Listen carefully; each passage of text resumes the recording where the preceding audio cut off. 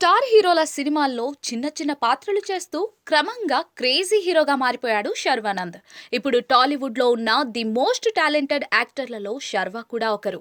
గత కొన్నేళ్లుగా వరుసగా ఫ్లాప్లు ఎదురైనప్పటికీ కూడా ఒకే ఒక జీవితంతో మళ్లీ సక్సెస్ ట్రాక్ ఎక్కాడు.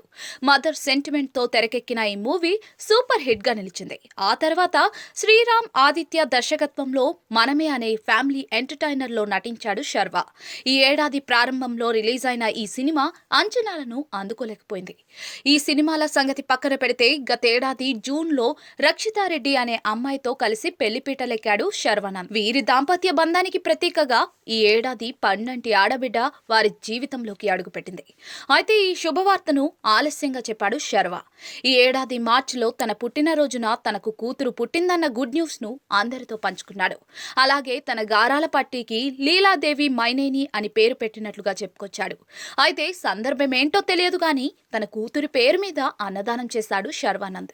హైదరాబాద్ జూబ్లీ హిల్స్ లో ఉన్న టీటీడీ టెంపుల్ వద్ద భోజనాలు ఏర్పాటు చేశారు. శర్వానంద్తో పాటు అతని భార్య, ఇతర కుటుంబ సభ్యులు స్వయంగా భోజనాలు వడ్డించడం విశేషం.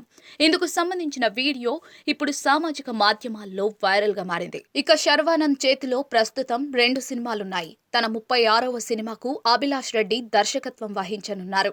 యూవీ క్రియేషన్స్ బ్యానర్ పై తెరకెక్కిస్తున్న ఈ చిత్రంలో మాళవిక నాయర్ హీరోయిన్ గా కనిపించనుంది. అలాగే సామాజ వర్గమన డైరెక్టర్ రామ్ అబ్బరాజు డైరెక్షన్ లో సినిమాను చేస్తూ ఉన్నారు. సర్వ 37 పేరుతో తెరకెక్కుతున్న ఈ సినిమాలో సాక్షి వైద్య, సంయుక్త హీరోయిన్లుగా నటిస్తూ ఉన్నారు.